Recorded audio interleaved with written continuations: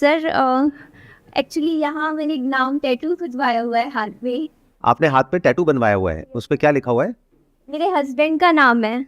उनकी डेथ हो गई थी, 3 साल हो जाएंगे उनको गुजरे। तो जब उनकी डेथ हुई तो मेरा बेटा 45 दिन का था और ससुराल वालों ने मनहूस कह के घर से निकाल दिया था, कह के कि पाँव शुभ नहीं है।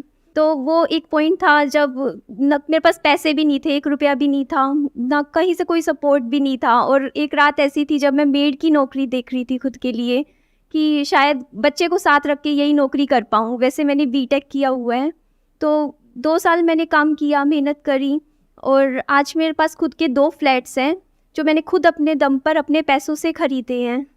लेकिन वो जो डर है वो अभी भी नहीं निकलता दिमाग से। वो जो एक डर है कि जब वो जो रात थी जो मैंने वो निकाली थी, जब मेरे पास रहने का ठिकाना नहीं था, पैसे नहीं थे, एक छोटा सा बच्चा था, जब सबने हाथ खड़े कर दिए थे कि जाओ, तो वो जो डर है ना मुझे रात को सोने नहीं देता। मतलब मेरा बेटा है, कल को अभी वो बीमार चल रहा है थोड़ा, तो अगर मैं ना कर पाई तो, क्योंकि अगर कभी फाइनेंशियल बैक पे थोड़ा सा डर लगता है कि क्योंकि कहीं सपोर्ट नहीं है, कहीं कल को कोई एकदम से बीमारी आ गई, मुझे अकेले सब कुछ हैंडल करना है। उस डर की वजह से मैंने 2 घर खरीद लिए 2 साल में।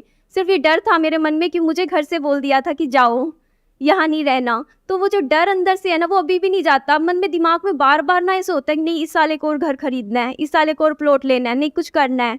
तो वो चीज़ मुझे शांत बैठने नहीं देती है और मन में ही रहता है कि 24 घंटे को ना 48 घंटे बनाना है, मतलब कुछ करना है। आपका ये जो डर है ना, इसको ब्रेक डाउन करते हैं। Yes sir. क्या ये डर आपका इमेजिनरी है या रियलिटी पे बेस्ड है? रियलिटी पर बेस से रियलिटी क्या है? जो मेरी करंट सिचुएशन रही है, जो मैंने चीज़ें पास्ट एक्सपीरियंस नहीं, वो तो पास्ट में थी, बट Yes, आज sir. तो आप कह रहे हैं कि आपकी सिचुएशन अच्छी है, तभी आपने 2 घर खरीदे ना। Yes sir. आप अभी भी अकेले ही अपने बच्चे का टेक केयर कर रहे हैं? Yes sir. You are independently handling everything? Yes sir. तो देखो, डर 2 तरीके का होता है, एक होता है इमेजिनरी, एक होता है रियलिटी पे बेस्ड। तो आपका डर एक स्टैंड पॉइंट से इमेजिनरी है, यानी कि पास्ट में ऐसा हुआ, अब दोबारा से ऐसा हो गया तो क्या होगा। तो दोबारा से ऐसा नहीं हो सकता प्रैक्टिकली, क्योंकि ये जो आपके 2 घर हैं वो आपके अपने नाम पे है, तो आपके नाम पे जो घर है उससे आपको कोई बाहर नहीं निकाल सकता। That is one. अब आपके अंदर ये डर आ रहा है कि अगर कल को मेरे बेटे को कोई हेल्थ से रिलेटेड इश्यू हो गया, जो आप कह रहे हैं कि अभी थोड़ा बहुत हेल्थ में प्रॉब्लम चल भी रही है, तो आपको क्या करना है कि अपने बेटे की और अपनी जितनी जल्दी हो सके उतनी जल्दी हेल्थ इंश्योरेंस करानी है। क्योंकि अब आप वेल सेटल्ड हैं, तो तीसरे घर के बारे में मत सोचिए, क्योंकि इसका कोई एंड नहीं है। आप कहोगे अब मैं 3 घर ले लूं, 4 घर ले लूं, 5 घर ले लूं, प्लस आपके अंदर से आ रहा है कि अब मुझे कुछ करना है, अपने दम पर कुछ बड़ा क्रिएट करना है, पूरी दुनिया को दिखाना है। कहीं ना कहीं बैक ऑफ द माइंड ये चल रहा है कि जिन लोगों ने मेरे साथ में ऐसा कुछ किया, अब मैं उनको दिखाती हूं कि मैं क्या हूं। राइट?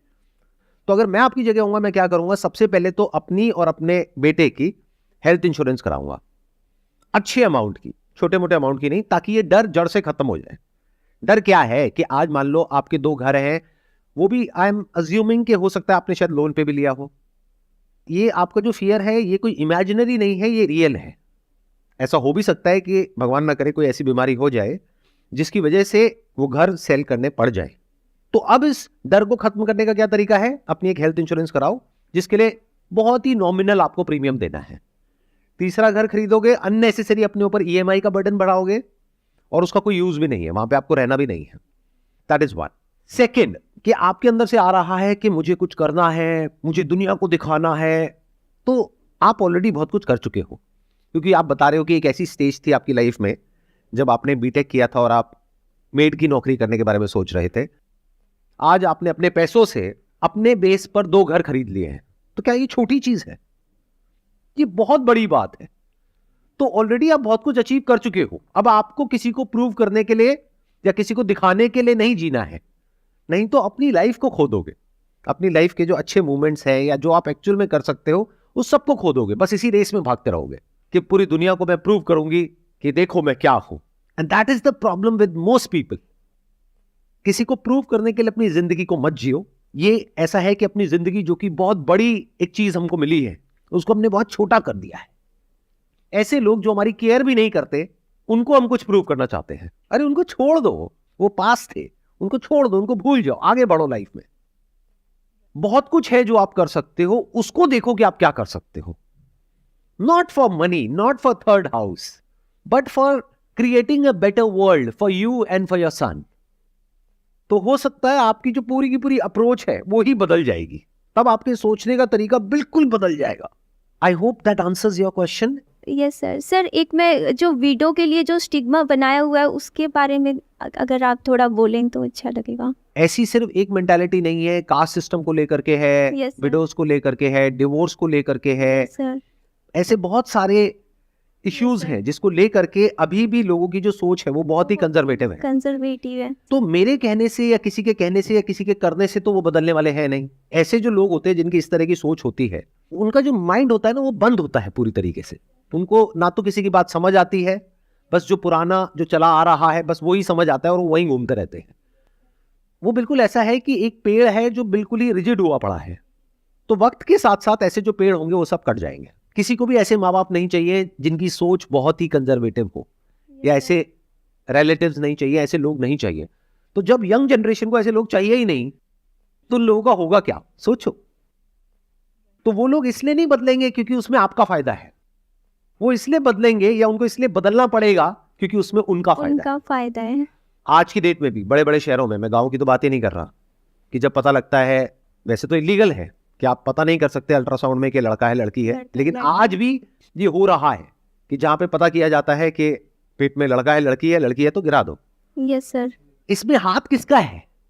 क्या सिर्फ उन लोगों का है, सिर्फ मेल्स का है, या फीमेल्स का भी है? फीमेल्स का. कि जो लड़के की माँ है तो एक फीमेल आ गई, यस सर. वो लड़की खुद है तो एक फीमेल एक और आ गई, यस सर. तो इन दोनों फीमेल्स ने मिल करके उस बच्ची को मारा. Yes sir. स्टैंड लेना चाहिए था खुद के लिए. तो उनको स्टैंड लेना चाहिए ना, तो वो स्टैंड क्यों नहीं लेते? नहीं ले रहे. सोचो, लगाओ दिमाग. फीमेल नहीं चाहती है, कई फीमेल्स होती हैं जो नहीं गिराना चाहती, जो स्टैंड लेना चाहते हैं, बट कहीं ना कहीं वो जो एक डर, एक जो सोसाइटी, जो फैमिली, जो हस्बैंड, वो हमेशा उसे क्या करता है, डोमिनेट करता है. तुम नहीं करोगी तो मैं ये कर दूंगा, तुम ये नहीं करोगी तो मैं ये कर दूंगा.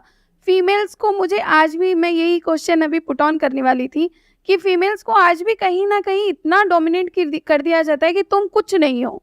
सर्कमस्टेंसेस ऐसी बना दी जाती है उसके सामने, तब उसे ये करना पड़ता है. This is not a valid point. ये बिल्कुल ऐसा है कि मैं अगर आपके लिए एक ऐसे सर्कमस्टेंसेस बना दूं कि आपको मर्डर करना पड़ेगा, अगर आप नहीं करोगे तो आपको इस घर से निकाल देंगे, कर दोगे मर्डर.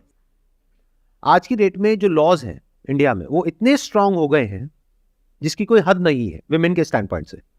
तो बहुत सारी विमेन इसका मिसयूज भी कर रही हैं कि अगर एक आदमी ने कुछ गलत नहीं भी किया है, लेकिन अगर विमेन चाहे तो उसकी और उसकी पूरी फैमिली की धज्जियां उड़ा सकती है एक सेकंड के अंदर अंदर. लीगली इतना स्ट्रांग है जो लॉ है. कितने मेरी इस बात से एग्री कर रहे हैं? सब एग्री कर रहे हैं.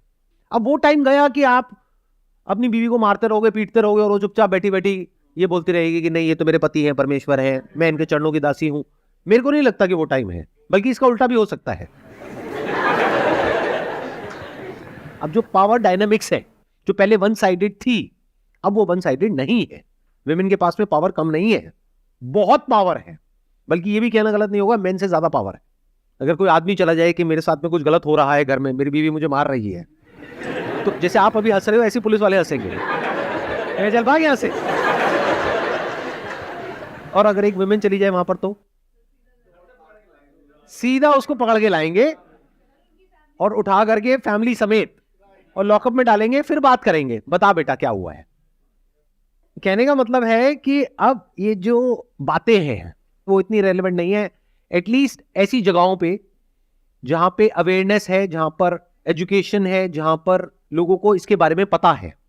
सर मैंने ना एक चीज़ देखी, अभी इन्होंने बोला ना कि मतलब मेल्स ही मतलब इस बारे में बोला करते हैं कि इस बच्चे को गिरा दो, इस तरीके की बातें मतलब मेल्स ही बोलते हैं. बट मेरा एक्सपीरियंस ये कहता है कि ज़्यादातर वुमेन्स ही वुमेन्स के लिए ये चीज़ें बोलती हैं, तो फीमेल ही फीमेल को परेशान करती है. मेल्स का ऐसा नहीं, मतलब ससुर नहीं करते, सास ही परेशान करते. रियलिटी है. आपने बोल तो दिया रियलिटी है, लेकिन क्या आप ये कैमरे में रखना चाहेंगे? हाँ बिल्कुल सर, मेरी सास बहुत अच्छी है, बट सर ये सबके लिए नहीं है.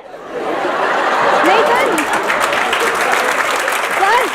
मेरे हस्बैंड आए हैं. सर मेरी सास बहुत अच्छी है, लेकिन और सबकी सास बुरी है। नहीं, बढ़िया। सास का ही नहीं है, मैं एक चीज बोल रही हूँ कि हाँ। ये फीमेल ही क्रिएट ज्यादा करती हैं। तो आप मेरी इस बात से एग्री करते हैं जो बात मैं कह रहा हूँ बिल्कुल सर। कि अब जो सिनेरियो है वो चेंज हो रहा है। मैं ये नहीं कहूंगा पूरी तरह से चेंज हो गया है, लेकिन बहुत तेजी से बदल रहा है।